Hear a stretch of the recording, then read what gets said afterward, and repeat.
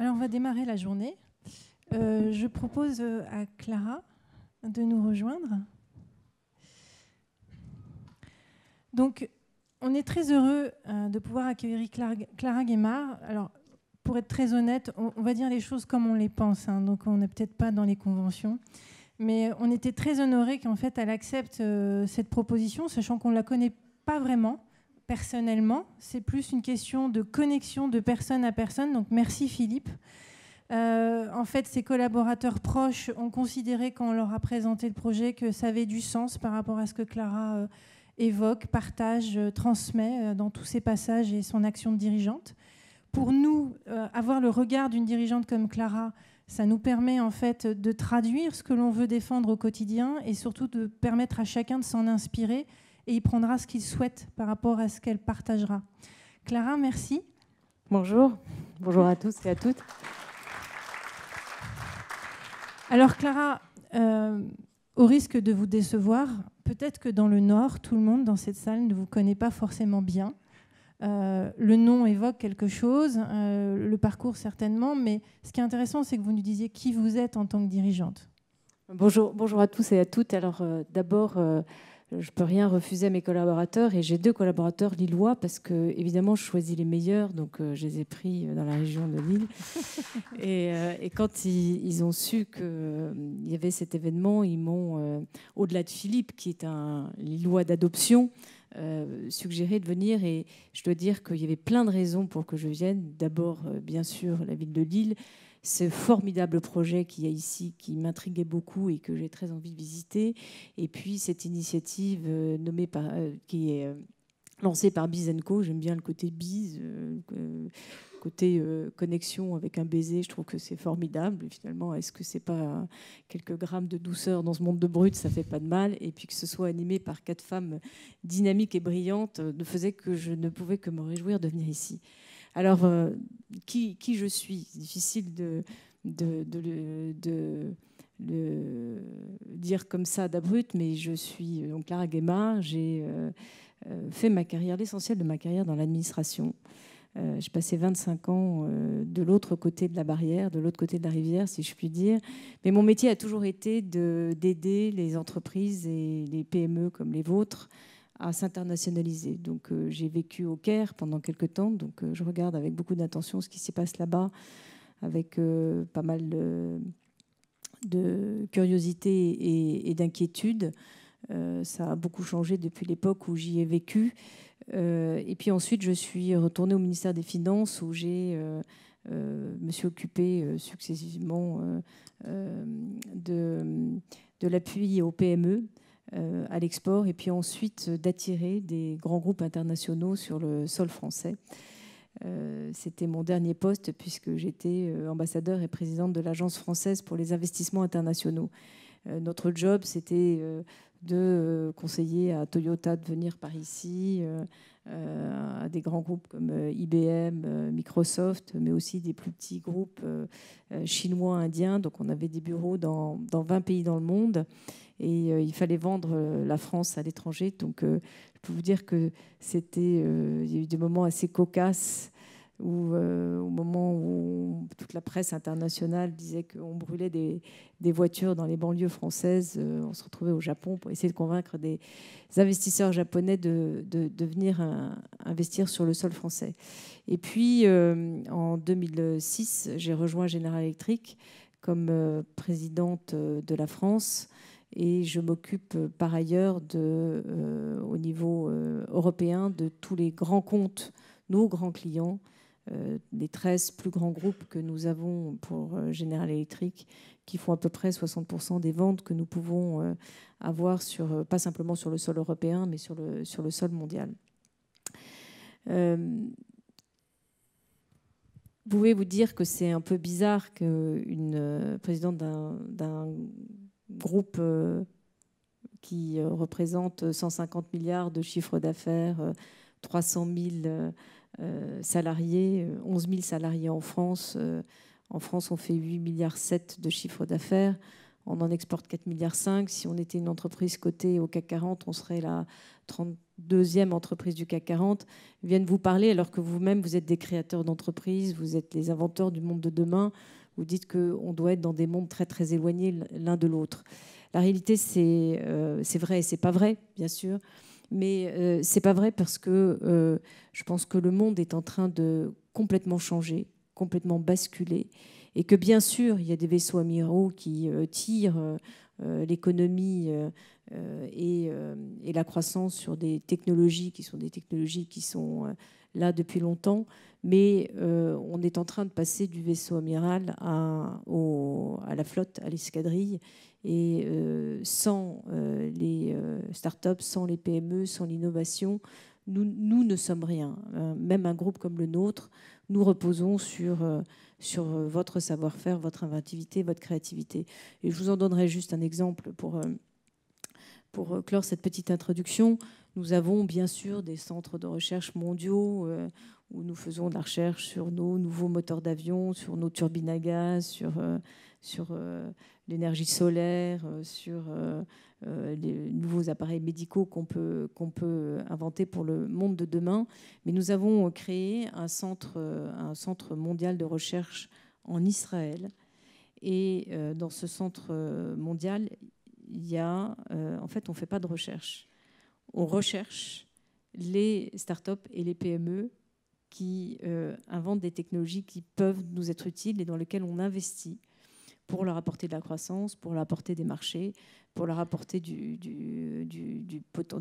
opportunités de clients, les faire grandir à côté de nous et surtout bénéficier de leur savoir-faire et de leur technologie qu'elles sont capables d'inventer, qu'on n'est pas nécessairement capable d'inventer en interne.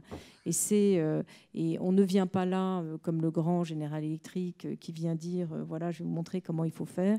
On vient de façon extrêmement humble les écouter, comprendre ce qu'ils apportent et capter le meilleur de leur savoir-faire et de leur technologie pour pouvoir le faire grandir le plus vite possible. Et c'est cette alliance-là qui, je pense, est un des nouveaux paradigmes sur lesquels il faut qu'on bâtisse l'avenir. Les grands groupes ne sont pas là pour capter, manger, acheter les petites entreprises. C'est ce partenariat bien compris qu'il faut désormais construire, cette co-création, cette co-valeur ajoutée qui est celle que vous bâtissez ici, qui m'intéresse beaucoup. En somme, vous êtes en train de dire que pour vous, il est évident que nous avons un vrai basculement. Quel est pour vous le constat? Quelles sont les idées clés qui vous confortent dans cette vision-là? Alors, je vais peut-être prendre une approche un peu qui va vous apparaître un peu stratosphérique, mais je pense que c'est pas inutile de revenir à quelques fondamentaux parce que souvent, on parle beaucoup des signaux faibles. Vous savez, ces signaux faibles qu'on entend vibrer et puis on se dit c'est ceux-là qu'on n'avait pas perçus et c'est ça qui vont faire le monde de demain. Et vous êtes beaucoup, vous, ces fameux signaux faibles qui vont opérer la transformation technologique du monde de demain. Mais il y a aussi des choses qui sont tellement évidentes qu'on ne les voit plus. Et je voudrais vous en donner 3 exemples. Ça ne veut pas dire que je couvre l'explication du monde, loin de là. Je voudrais juste vous en donner 3 exemples. Ma mère a 84 ans. Elle est née en 1928. Elle a toujours bon pied, bon oeil.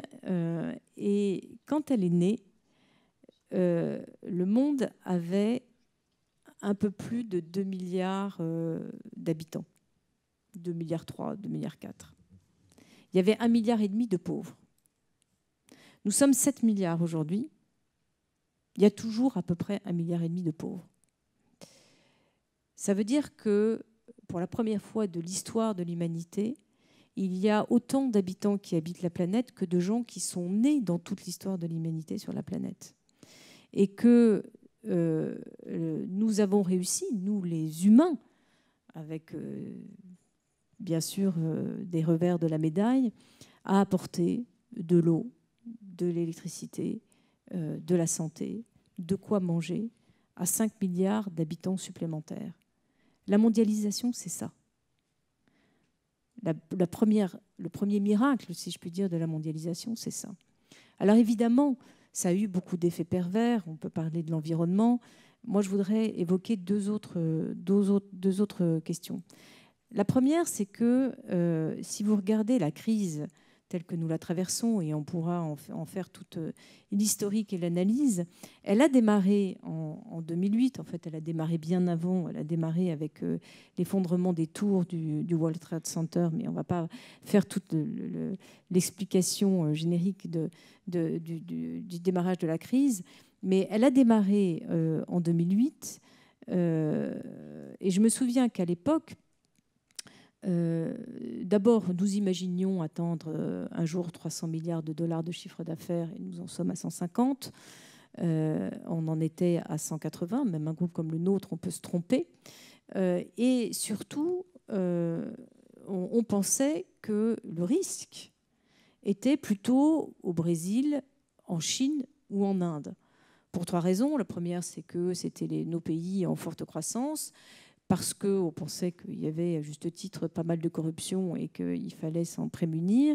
Et puis parce que les règles du jeu, la propriété intellectuelle, la protection de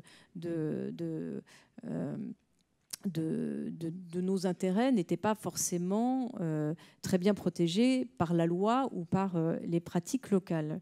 Et donc, on avait les yeux rivés sur ces zones en se disant, s'il y a un risque et si ça pète, ça sera là. Et ça s'est passé à New York, à l'endroit où il y avait les gens les plus sophistiqués, les plus intelligents, entre guillemets, les mieux payés, les mieux informés, avec tous les process de contrôle, de risque, de supercalculateurs, d'ordinateurs, enfin, toute la sophistication du monde était, j'allais dire, caractérisée par Wall Street. Et la crise a démarré là.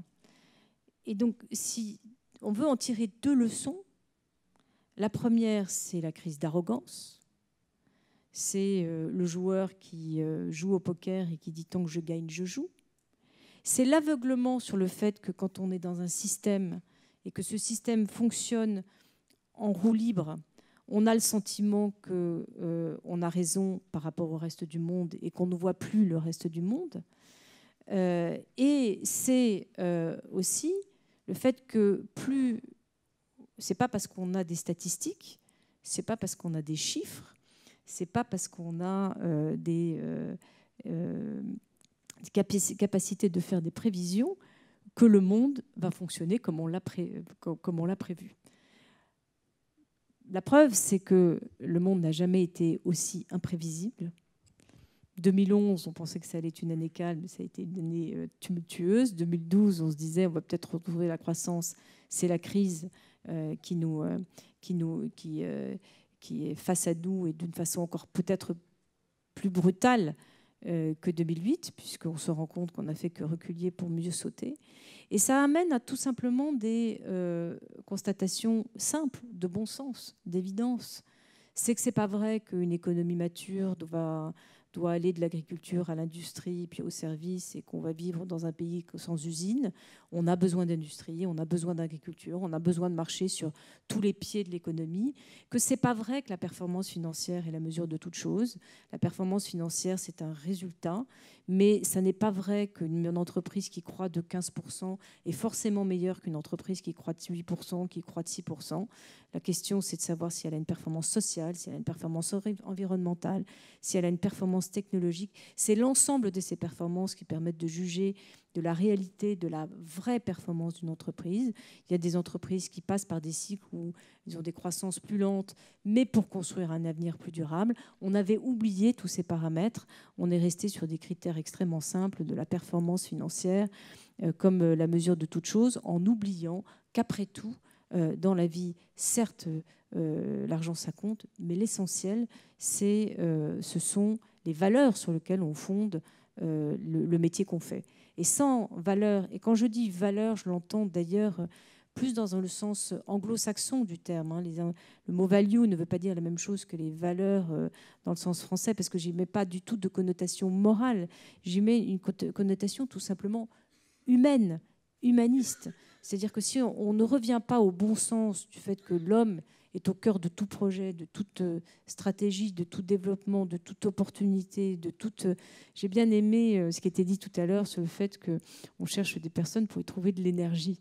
En fait, peut-être que les rencontres, c'est des connexions d'énergie et que l'électricité n'a rien fait que d'essayer d'imiter ce qui se passe dans les rencontres entre les gens. Je pense que c'est un des vrais moteurs de notre vie. Mais si on ne retrouve pas ce bon sens extrêmement simple que on a beau avoir toutes les données mathématiques et statistiques qui nous soient données, le monde, la vie, par nature, elle est imprévisible. Et que fait-on dans ce monde imprévisible? Comment on construit un avenir dans ce monde imprévisible? On perd le nord, et c'est un peu ce qui nous est arrivé. On voit bien que vous revenez à une notion essentielle qui est la relation entre les uns et les autres et notre capacité à construire et à développer le monde dans lequel nous sommes.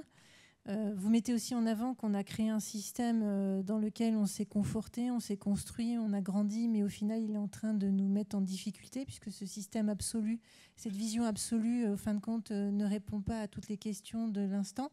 L'exemple de New York est très, très frappant.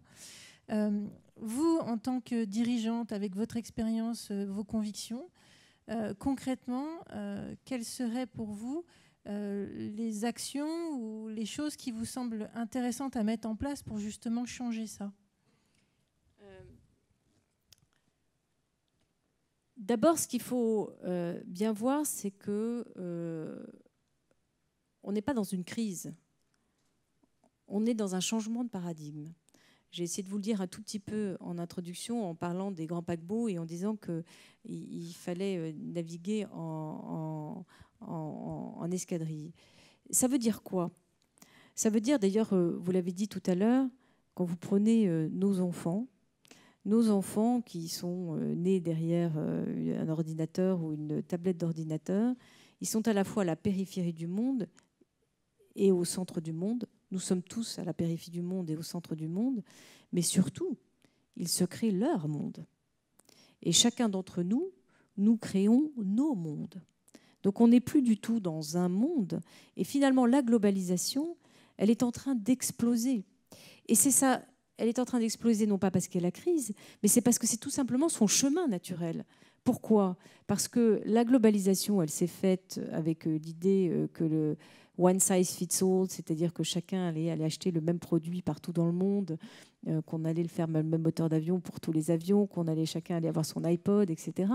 Mais la vérité, c'est que la globalisation, elle a amené l'émergence de nouveaux acteurs qui étaient d'abord de nouveaux producteurs, ensuite de nouveaux consommateurs, et qui sont maintenant des nouveaux acteurs du monde. Et quand vous êtes en Chine, vous ne pouvez pas faire de business si vous ne parlez pas chinois. La culture chinoise imprègne maintenant la globalisation. La culture indienne imprègne maintenant la globalisation, la culture brésilienne aussi. Et puis, donc le monde redevient multiculturel, redevient multipolaire. Il devient bien sûr plus risqué, mais il porte en lui beaucoup plus d'opportunités. Donc nous, en tant que Français, d'une certaine manière, on s'est inquiété du fait que la globalisation allait créer l'uniformisation, ce qui est en partie vrai, mais elle fait au contraire émerger la diversité des mondes qui prennent le pouvoir. Le pouvoir n'est plus détenu simplement avec le vaisseau amiral qui était les États-Unis et qui drainait et qui tirait, qui était la seule superpuissance mondiale. Vous avez aujourd'hui des superpuissances qui sont en train de naître et qui naissent aussi dans des garages. Parce qu'on parle beaucoup des pays émergents, mais l'un des sujets qui me semble le plus important, ce sont les technologies émergentes. Vous voyez aujourd'hui que des grands acteurs comme Facebook ou comme Google ou comme Groupon sont nés il y a quelques années. Là aussi, tous dans des garages. Entre parenthèses, tous ces gens-là n'auraient jamais réussi à faire ça en France parce qu'aucun d'entre eux n'a terminé ses études. Et essayer de trouver une banque qui vous prête de l'argent quand vous n'avez pas fini vos études en France, mais ça, c'est une petite parenthèse. Et cette émergence du du support des technologies nouvelles pour créer des nouvelles entreprises est quelque chose de très nouveau, et de très nouveau qui nous est apporté par tout ce qu'on a dit avec Internet, les nouvelles technologies, l'Internet des objets, etc. Alors qu'est-ce que ça veut dire? Ça veut dire que ce que j'essaye de dire derrière tout ça, c'est que d'une certaine manière, la boucle est bouclée et que le pouvoir revient à l'individu. Et c'est que chacun d'entre nous, on est, paradoxalement, on redevient, peut-être qu'on l'était moins avant. Quand moi j'étais jeune, c'était plus compliqué d'avoir accès à la culture, c'était plus compliqué il fallait de pouvoir lire des livres, il fallait aller à la bibliothèque, il fallait avoir de l'argent, commencer une entreprise ça coûtait cher, c'était plus compliqué. Aujourd'hui, chacun d'une certaine manière redevient maître de son destin. Et il vaut mieux être très intelligent et être né dans un bidonville en Inde que d'être moyennement intelligent et d'être une famille de patriarches ou de richissimes, de nobles anglais, et de pouvoir aller à Harvard aujourd'hui. On a plus sa chance si derrière un ordinateur, enfin si on a la capacité d'avoir un ordinateur, bien sûr, si on est malin, astucieux, quel que soit l'endroit où on est né dans le monde, que si on est né dans un monde privilégié, mais qu'on n'est pas aussi astucieux, malin ou créatif.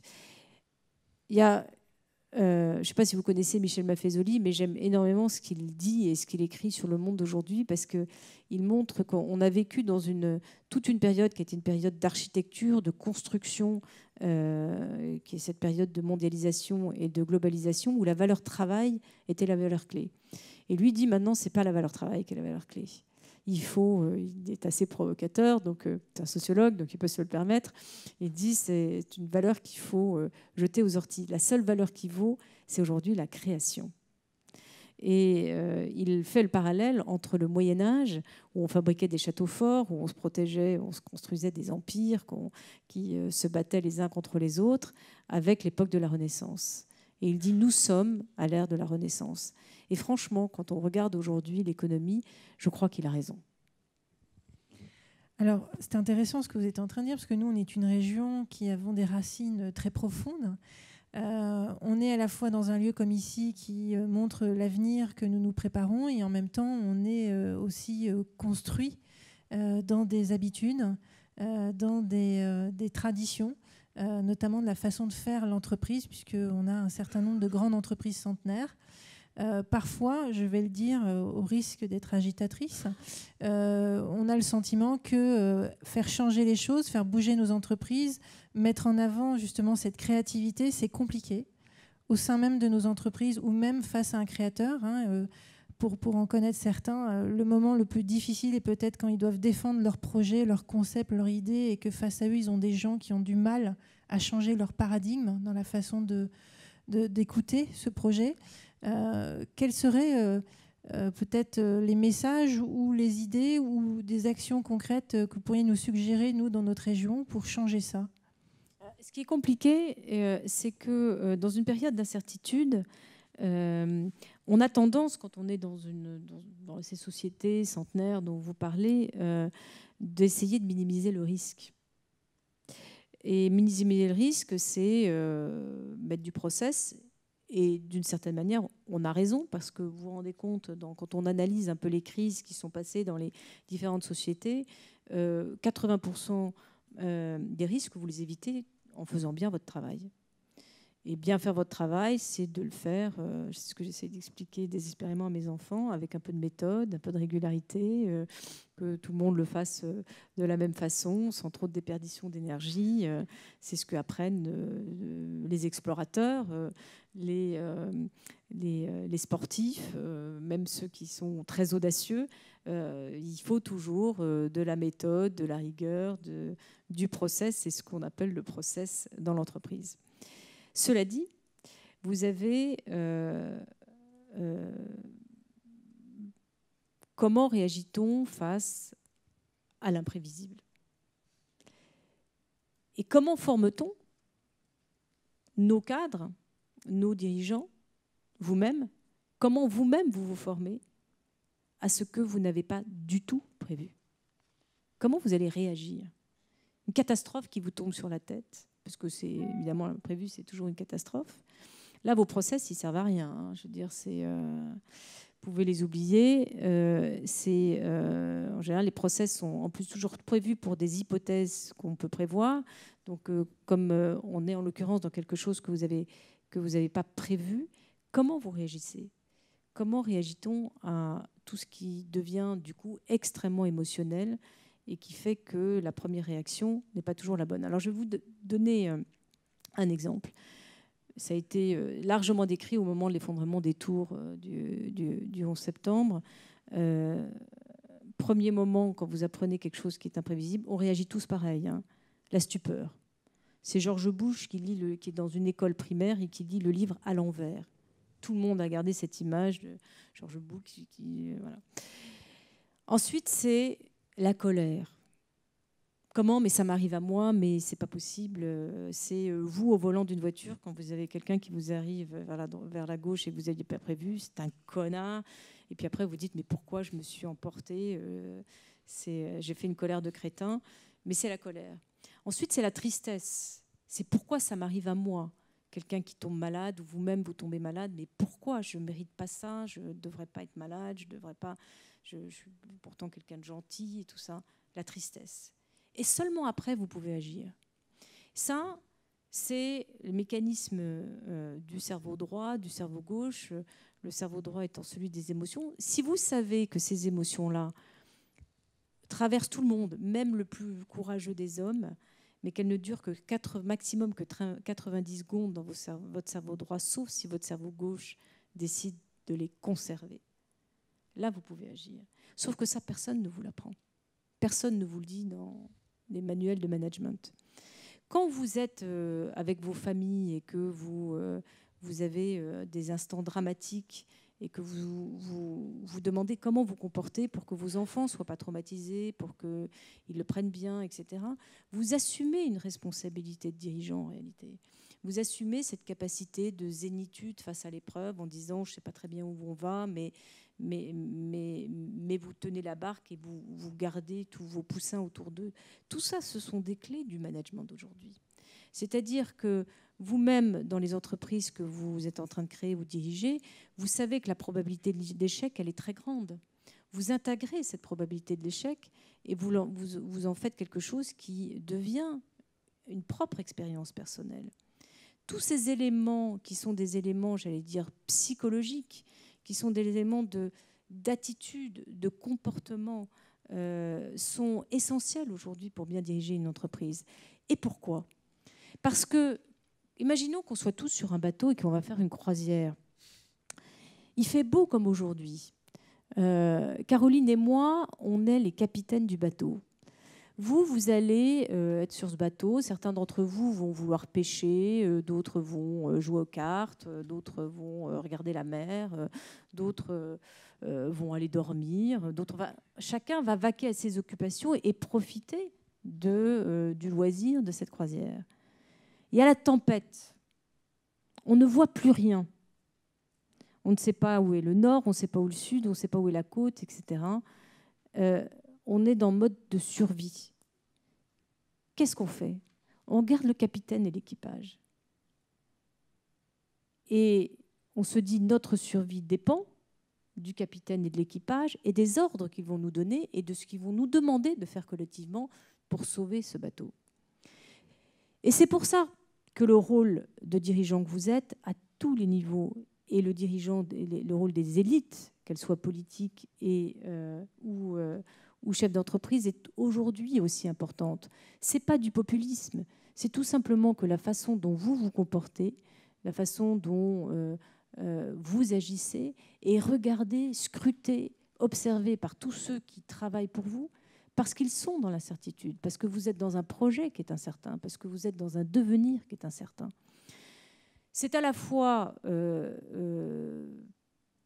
peut-être inquiétant, en même temps formidablement enthousiasmant, parce que ça veut dire qu'on remet l'homme. Ce ne sont plus les systèmes, ce ne sont plus les process qui commandent, mais c'est l'homme dans toute sa grandeur, dans toute sa fragilité, dans toute son humanité, dans toutes ses faiblesses, dans toute sa capacité d'inventer ce qui ou de fabriquer ce qu'il n'est pas capable d'inventer, qui reprend toute sa force. Et nous sommes à ce moment-là. Donc, si je pouvais vous donner un conseil, c'est, je ne sais pas si j'en suis capable, mais c'est de regarder comment quels sont vos points forts, non pas dans votre expertise, non pas dans votre savoir-faire, non pas dans votre expérience, mais dans ce que vous êtes fondamentalement.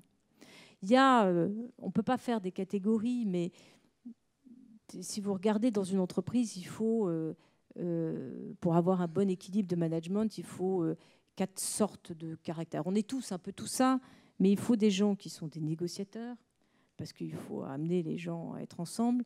Il faut des gens qui sont des explorateurs, qui sont ceux qui vont aller inventer le futur, qui vont être créatifs et quelquefois pas tout, un peu borderline.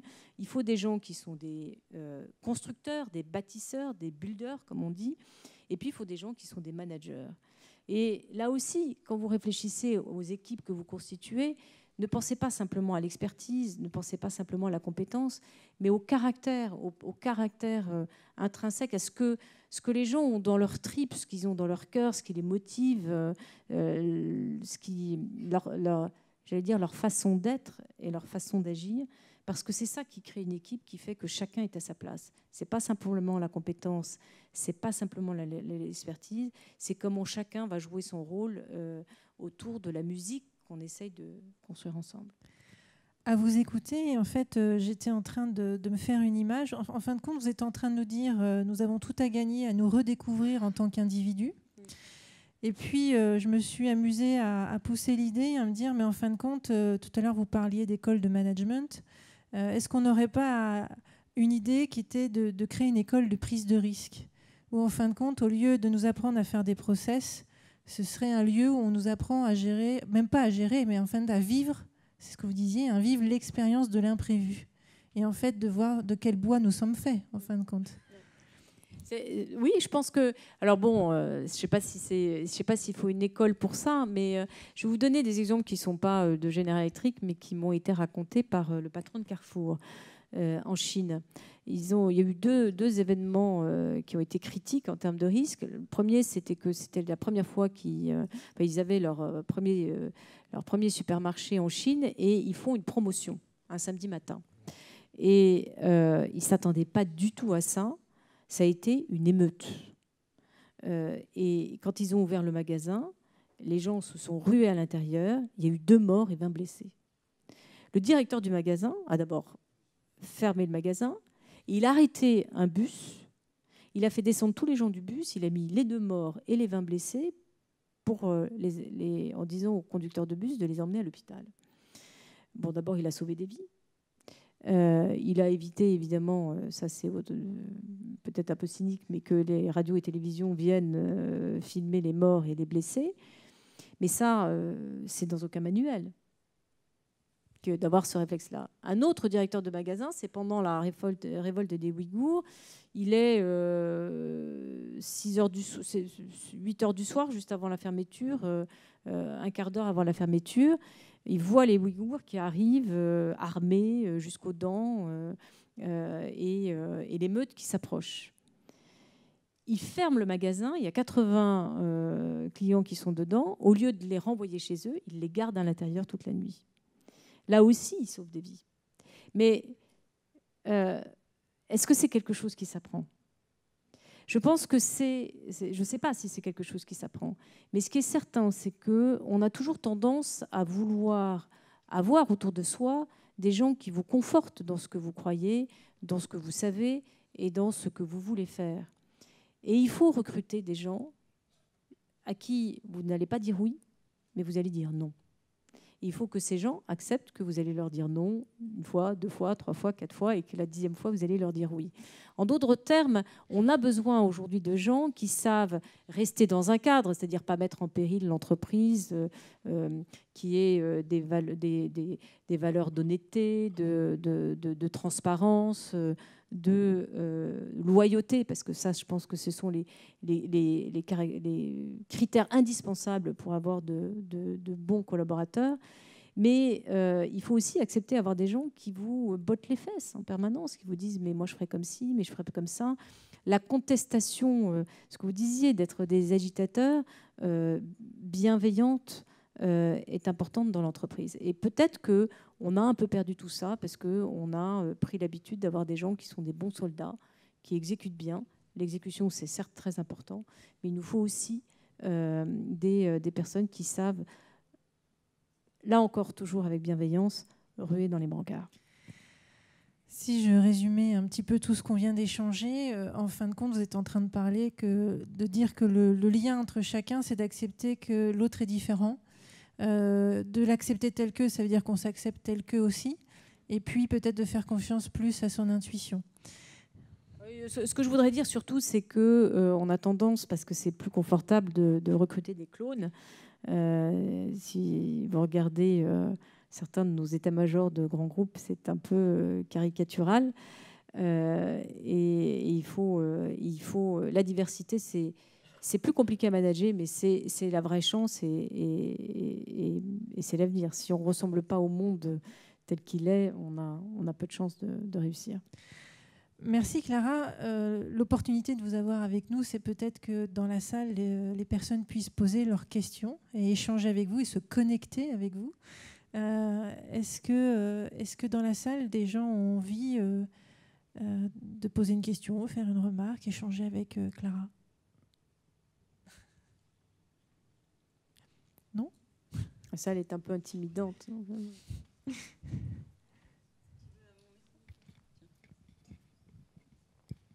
Bonjour, Dorothée Dehec, laboratoire Sarbec. En fait, merci déjà d'être venue, c'était très intéressant.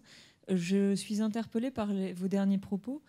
J'ai personnellement un parcours assez éclectique, parce que j'ai suivi mon mari, donc j'ai dû rebondir à chaque fois, très intéressant, mais ça donne des possibilités de faire des choses différentes.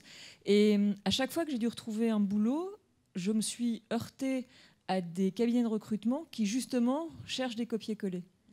Et c'est très difficile, donc je crois beaucoup à ce que vous dites, mais c'est très difficile aujourd'hui de passer cette barrière pour avoir accès aux dirigeants ou aux N-1, en tout cas à des personnes avec qui on va travailler, qui nous reçoivent, mais sans passer par ces cabinets. Et je trouve qu'en France, aujourd'hui, c'est vraiment compliqué, surtout quand on arrive dans une région où on ne connaît pas forcément les dirigeants. On arrive, le premier canal auquel on pense, ce sont les cabinets de recrutement. Donc peut-être qu'il y a déjà des valeurs à faire passer pour ces recruteurs et peut-être aussi des messages assez forts de cette possibilité de choisir des gens un peu différents qui ont fait d'autres choses et qui vont apporter une autre vision, une autre façon de travailler et faire avancer l'entreprise. Ça, je pense que vous avez tout à fait raison. Il y a aujourd'hui un modèle de recrutement qui est extrêmement formaté. Moi, je sais que je surprends toujours tout le monde quand je dis que je ne regarde jamais les diplômes quand je lis un CV. Ce qui m'intéresse, c'est bien sûr l'expérience professionnelle, c'est ce que les gens ont fait, c'est aussi, quand je rencontre les gens, c'est leur passion, c'est leur motivation, c'est ce que je disais, leur façon d'être. Et je ne suis pas sûre, honte sur moi, de savoir exactement dans mes collaborateurs proches quelles études ils ont faites. Ça ne m'intéresse pas. Parce que,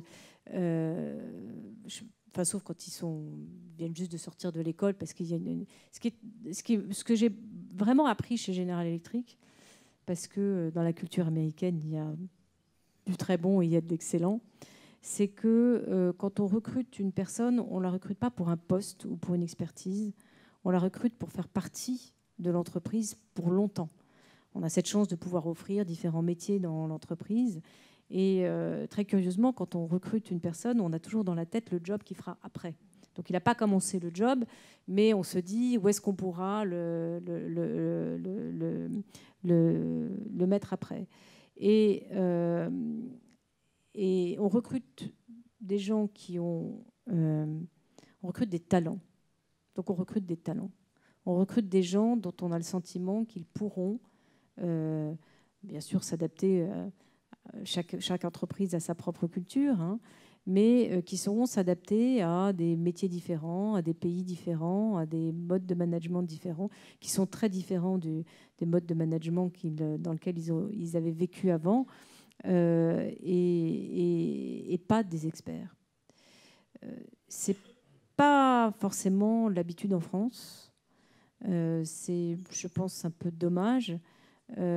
C'est aussi une manière de faire en sorte qu'on vous recrute, certes sur un poste, sur une fonction, mais c'est votre valeur ajoutée qui va compter.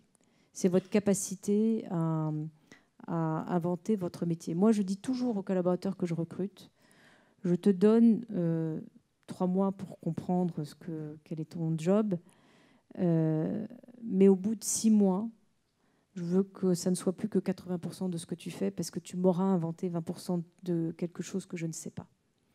Et que dans 2 ans, ça soit 50%. Parce que je te recrute, bien sûr, pour une expertise que tu as, mais je te recrute aussi pour ce que je sens que tu as en toi, mais que je ne connais pas. Donc, je ne sais pas ce que je ne sais pas, mais c'est à toi de l'inventer. Et à partir du moment où vous recrutez vos collaborateurs en leur donnant cette possibilité-là, vous vous rendez compte que non seulement ils font remarquablement le boulot que vous leur avez confié parce qu'ils ont envie de le prouver, mais vous leur donnez confiance en eux parce que vous leur recrutez non pas simplement pour leur expertise, mais pour ceux qu'ils sont. Donc ils se disent, je peux aller tâter d'autres territoires, etc. Alors, je dis bien sûr, ce n'est pas pour ça que je vais dire oui, toujours, à ce que tu peux proposer, mais je serai toujours à l'écoute d'une idée nouvelle ou de stratégie nouvelle ou d'un produit nouveau. Pas sûr qu'on puisse le mettre en œuvre. Et puis, ce que je leur dis aussi, c'est que, surtout dans le monde dans lequel on est, la persévérance, ça paye. C'est-à-dire que quand on croit vraiment à quelque chose, moi, c'est jamais du premier coup que ça marche. Il faut revenir à la charge, il faut rentrer par la porte, il faut rentrer par la fenêtre, etc. Moi, j'avais un père qui était chercheur. J'ai un père qui a fait la découverte de la trisomie 21. Et je lui demandais toujours, comment tu fais pour trouver ? Parce que chercheur, c'est formidable, mais trouver, c'est encore mieux. Et il me disait, c'est simple, quand je suis face à un obstacle, j'essaye de rentrer par une porte.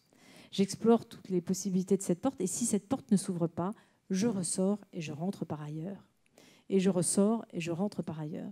Et je pense que c'est vraiment ça qu'aujourd'hui on a besoin, c'est de gens qui ont cette capacité, pas simplement d'exécuter le process tel qu'il est, de regarder le monde dans l'univers dans lequel ils sont, dans le système dans lequel ils sont, mais d'avoir toujours l'œil, d'avoir 10% de son regard qui fait attention à ce qui se passe par ailleurs, parce que l'ennemi vient souvent de là où on n'a pas prévu.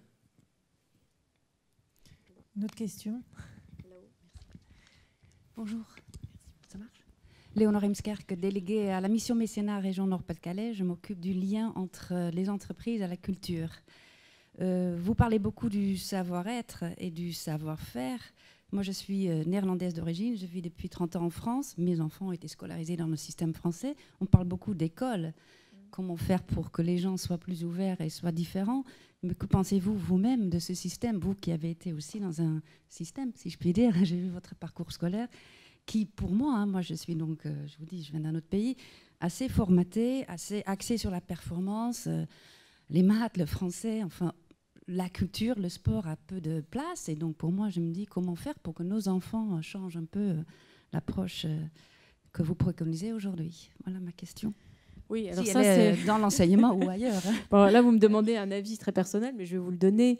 D'abord, je plains beaucoup mes enfants parce que je trouve je trouve que je leur dis, mais passez vite au travers de l'école, c'est tellement... Rendez compte, on les fait asseoir pendant écouter prendre des notes, écouter des choses au tableau pendant 6 heures, 8 heures, c'est inhumain. Enfin, moi, je trouve ça inhumain. Mais je pense que vous avez raison. On a une transformation de l'école à faire qui se fait d'ailleurs dans certaines écoles d'une façon très intelligente et très pertinente. Moi, je voudrais balancer quand même cet avis. Je pense que plus que l'école, c'est la notion de la culture de l'échec qu'on n'a pas en France. C'est-à-dire qu'en France, on juge les élèves, mais on juge tout le monde sur des résultats. Et non pas sur l'effort qu'ils ont fourni ou sur leur capacité.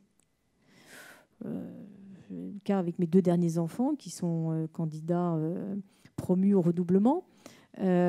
J'essaye de vendre aux proviseurs que certes, ils sont paresseux, ils aiment bien la profession cancre, mais ils ont des capacités. Ben non. On admet qu'ils peuvent avoir des capacités, mais comme il n'y a pas les résultats, c'est pas possible. Alors que dans le système britannique, dans le système américain, on est là, on vous pousse, on vous dit... Moi, la seule fois où j'ai trouvé qu'il y avait un professeur formidable, c'était le professeur qui vient me voir quand je viens chercher mon fils à l'école et qui me dit « Écoutez, votre fils a eu 0 en dictée, mais surtout félicitez-le parce qu'avant, il avait moins 32 ».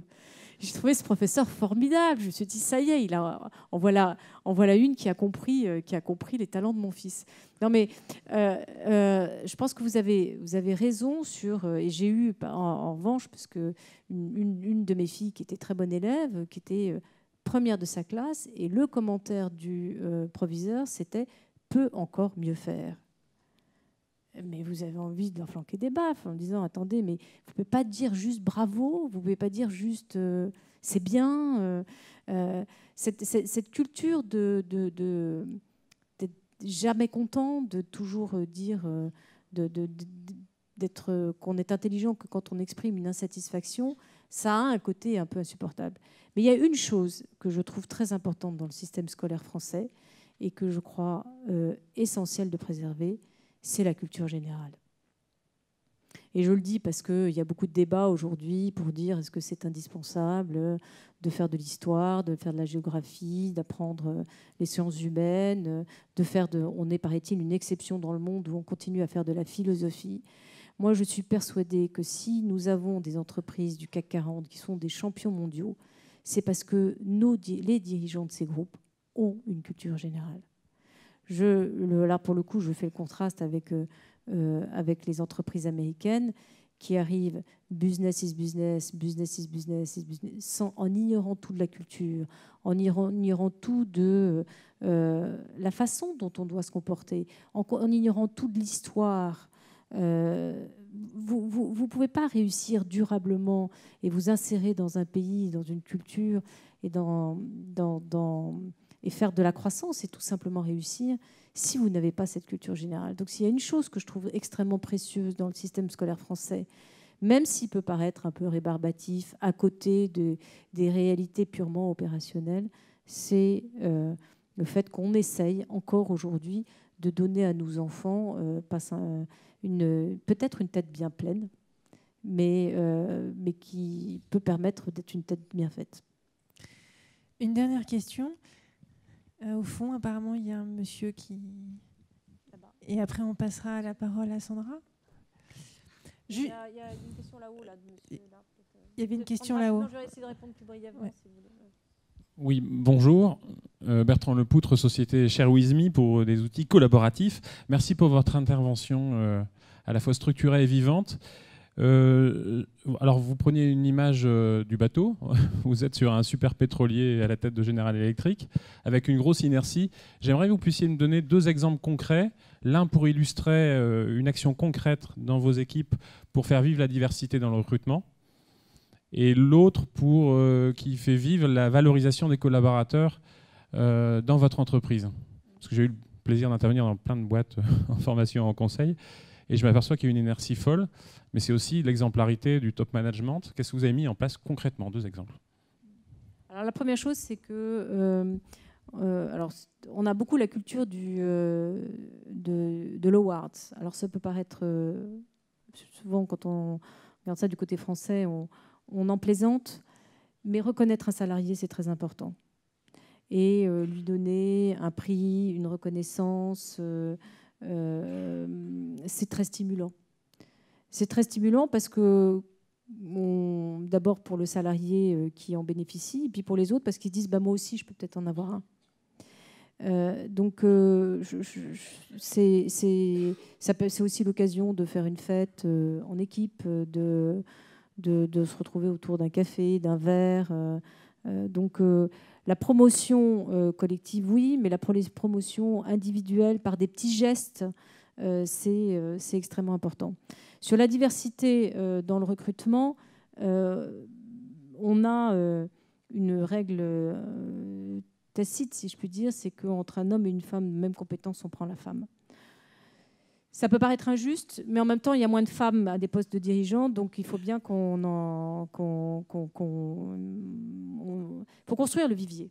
Donc si vous ne construisez pas le vivier, ça ne se passe pas. Donc il faut être proactif. Et puis on a un réseau des femmes qui s'appelle le Women Network, qui a en charge sa propre promotion, c'est-à-dire la promotion des femmes, qui fait du coaching, qui organise plein d'événements. Tout ça est très organisé, très structuré. Et surtout, il y a un élément qui est très important, c'est que le Women Network, comme dans les métiers, on mesure.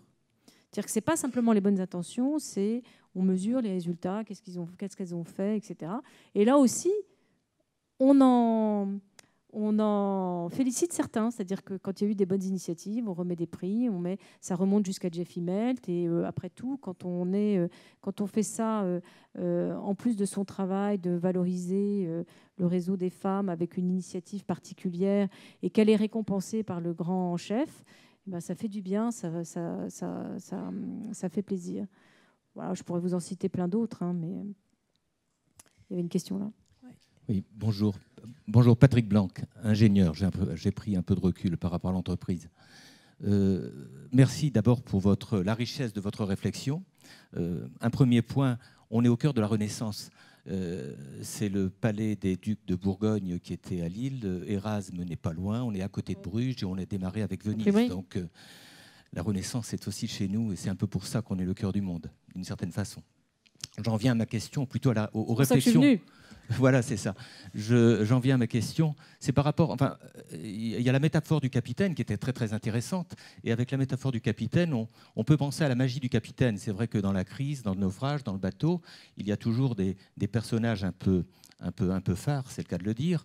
Et on fait appel au capitaine avec ce côté de dire, bon, on aura toujours un bon capitaine et donc on va s'en sortir, on va se sortir de la crise. Et première réflexion. Deuxième réflexion que vous avez eue, c'est à propos de la magie, ou plutôt des technologies émergentes. À savoir que grâce aux technologies émergentes, tout d'un coup, par magie, encore une fois, on risque de sortir de cette crise. Et c'est là où je ne suis pas tout à fait d'accord avec vous, qui, à mon sens, est bien plus qu'un paradigme. Alors, je reste sur l'histoire de la magie. Et c'est lié d'ailleurs aux différentes réflexions, liées à la formation, liées aux différents talents, et lié aussi au fait qu'en France, on a un certain nombre d'écoles et de grandes écoles qui donnent justement des formations un peu carrées, des formations d'ingénieurs qui permettent de faire la part des choses essentielles et de celles peut-être qui le sont moins. Je reviens quand même à votre métier. Votre métier, c'est l'électricité, ou du moins, vous n'en êtes pas loin. Aujourd'hui, pratiquement toute l'électricité est produite par des énergies fossiles, 90%, quoi, à peu près. Le vrai risque et la vraie crise, c'est que ces énergies fossiles, justement parce qu'elles sont fossiles, on ne pourra pas les remplacer, on ne pourra pas les renouveler. Et il y a véritablement un changement global qui va nous affecter, bien au-delà d'ailleurs de la crise financière que nous sommes en train de traverser. Et pour comprendre cette crise, qui est une crise énergétique, pour trouver des solutions par rapport à cette crise énergétique, il faut bien mesurer, il faut bien peser, il faut bien comprendre les problèmes. Et pour cela, bien sûr, on peut faire appel à des talents, mais il faudra surtout faire appel à des gens bien formés, qui ont bien conscience de la différence qu'il y a entre un kilowattheure et un kilowatt, par exemple, qui vont leur permettre de bien mesurer quels sont les risques, qui ne sont pas des risques qui vont pouvoir être solutionnés uniquement par la magie. Bon, c'est un peu long, c'est pas vraiment une question. Si, je comprends votre... Alors, peut-être que je me suis mal exprimée. Hein. Bien sûr, l'expertise, c'est clé. On est dans un monde qui est éminemment technologique et qui sera de plus en plus technologique. On a besoin d'ingénieurs, on a besoin d'informaticiens, on a besoin de scientifiques. On a sans doute... c'est un drame que des étudiants qui sortent de Supélec se mettent à faire de la finance. Il faut qu'ils fassent de l'électricité. Vous avez tout à fait raison. La technologie, elle est clé. C'est pour ça que d'ailleurs que j'ai parlé des technologies émergentes et que j'ai dit qu'on avait tort de penser que le monde futur allait devenir un monde de services et de monde de finances.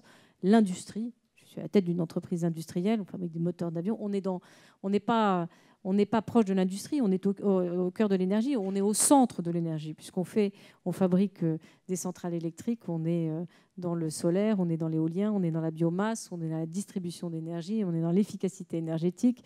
Donc on est un des grands acteurs de toute la chaîne énergétique.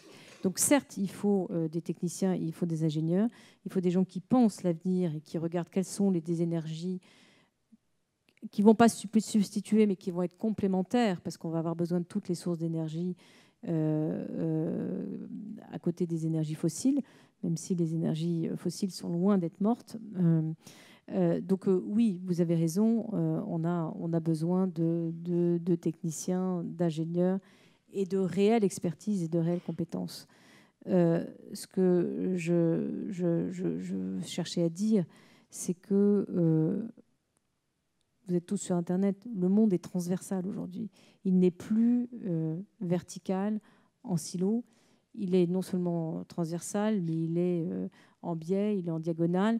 Et si vous restez avec des systèmes verticaux, quand vous rajoutez du transversal et du diagonal, ça fait une structure qui se fige et qui ne bouge plus. Donc il faut arriver à trouver un fonctionnement en toile d'araignée. Et pour revenir à General Electric, ce qu'on essaye de faire, moi je dis toujours qu'on est un éléphant qui a l'agilité d'une gazelle. C'est que, Philippe pourra en témoigner, il gère son équipe comme une PME. Il est patron d'une PME. Il n'est pas un salarié de General Electric. Il est patron d'une PME avec ses exigences et avec l'appui bien sûr d'un grand groupe. Mais c'est comme ça que ça peut marcher. Merci Clara.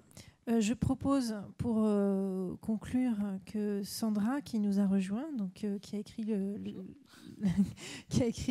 bouquin donc Same Buddy Fun, qui nous a inspiré, de juste partager rapidement ce que ça lui a inspiré, cette conversation.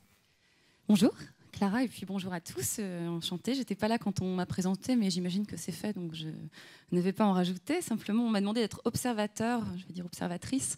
Aujourd'hui, j'ai un peu quitté le monde de l'entreprise, même complètement. Je suis jeune, mais j'ai passé 2 ans dans la communication, et puis j'ai décidé de me consacrer à mes rêves d'enfant, qui sont plutôt d'ordre artistique, l'écriture, la photographie, la musique.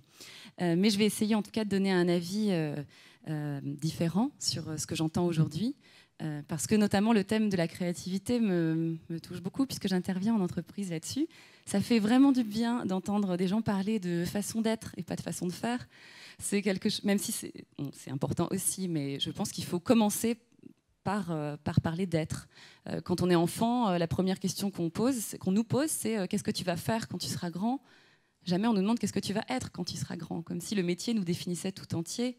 Et je pense qu'une des clés de la réussite professionnelle, comme vous le disiez, c'est de réussir à tirer parti du meilleur de chacun. Et il faut commencer par se connaître soi et faire en sorte que les salariés se connaissent pour qu'ils puissent s'épanouir dans l'entreprise et la faire progresser.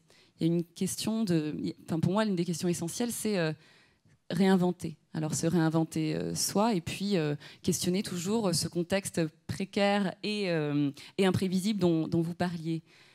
On différencie trop, je trouve aujourd'hui, les créatifs et les non créatifs.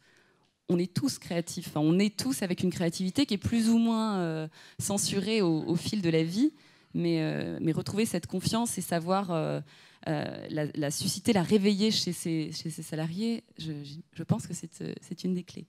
Je vais juste illustrer une petite chose par rapport à ce dont vous parliez sur l'imprévisibilité, l'adaptabilité, qui est aussi liée à la création.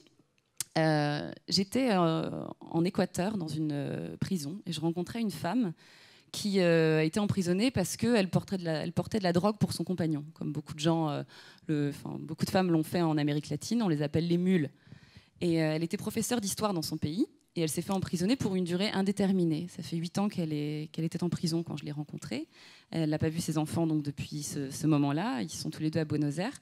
Et elle est passée par ces phases dont vous parliez, qui étaient, alors je prends ma note pour ne pas me tromper, mais la stupeur, la colère, la tristesse, avant de se mettre à l'action. C'est-à-dire qu'au départ, elle s'est dit, bon, je suis là pour une durée indéfinie, alors j'ai envie de mourir, quoi. Je sais pas quoi faire. Autour d'elle, il y avait de la prostitution partout parce que dans ces prisons latines, c'est très facile de rentrer et les hommes des villes viennent et pour $1, on dépasse 10 fois moins cher qu'en ville. Et elle s'est dit, est-ce que c'est ça ma seule solution pour survivre ici ? C'est-à-dire pour pouvoir s'acheter autre chose que le riz blanc et l'eau qu'ils fournissent en prison. Elle s'est dit, c'est pas possible, je peux pas, soit je meurs, soit je réagis. Et donc elle est passée dans la phase 4, qui est l'action. Et elle s'est dit, voilà, j'étais professeure dans mon pays, eh bien, je vais créer une école pour les enfants qui vivent avec leur mère, puisqu'il y a 200 enfants qui étaient incarcérés, pour qu'ils puissent avoir la chance d'avoir un destin différent de celui de leurs parents. Et elle a créé un atelier d'écriture pour que toutes ces femmes apprennent à s'exprimer d'abord et qu'elles puissent avoir une source de revenus, puisqu'ils ont vendu ce journal à l'extérieur. Et elle nous dit que paradoxalement, elle a trouvé sa raison de vivre dans ce contexte complètement défavorable. Et je voulais rebondir par rapport à ça, sur l'adaptation aux choses pas prévues, c'est qu'il nous appartient de transformer les choses même subies. Et c'est la qualité pour s'en sortir, pour les entreprises comme pour les hommes, c'est certainement de savoir faire la différence entre les choses sur lesquelles on a la main et celles sur lesquelles on n'a pas la main. Et les choses qu'on subit, eh bien, c'est faire en sorte de s'adapter pour rebondir, pour avancer et pour oser.